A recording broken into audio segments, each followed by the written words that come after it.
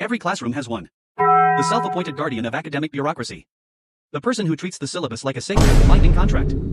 We were so close to freedom. The final bell had already sung its beautiful, high-pitched song of liberation, and our teacher, Mrs. Gable, was effortlessly sliding her notebooks into her leather tote. 30 teenagers were collectively holding their breath, hovering an inch above their chairs, one foot already mentally out the door, praying to the gods of forgetfulness. And then, the silence was shattered by that voice from the front row. "Excuse me, Mrs. Gable? Did you forget to assign the reading for tomorrow? Brother, are you for real? Is your home life that dry?" We were practically free. But honestly, that was just a minor offense compared to the absolute betrayal that went down today. Today, I was living on borrowed time. I had completely bombed the homework assignment. My notebook was a pristine, terrifying blank canvas. The entire period had been a high-stakes game of psychological hide-and-seek. Miraculously, Mrs. Gable hadn't uttered a single word about the homework. Not a peep. I spent the entire 45 minutes sweating bullets, silently bargaining with the universe, keeping my eyes glued to my desk to avoid any sudden eye contact that might trigger her memory. The clock ticked down. 0 hour. Mrs.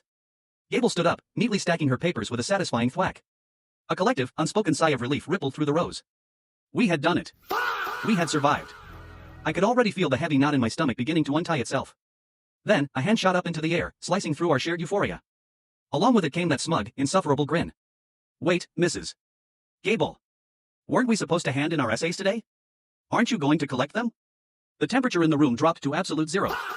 If looks could kill, the kid would have disintegrated into ash right there on the spot. 30 pairs of eyes locked onto him with pure, unadulterated hostility. He was no longer just a classmate, he was a public enemy. Mrs. Gable paused, her hand hovering over her bag. A light bulb visibly went off in her head. Oh, goodness me. You're absolutely right. My mind is a total sieve today. Thank you for reminding me. She turned back to the whiteboard, clapping her hands. All right everyone, pass your essays to the front. My heart plummeted straight into my shoes.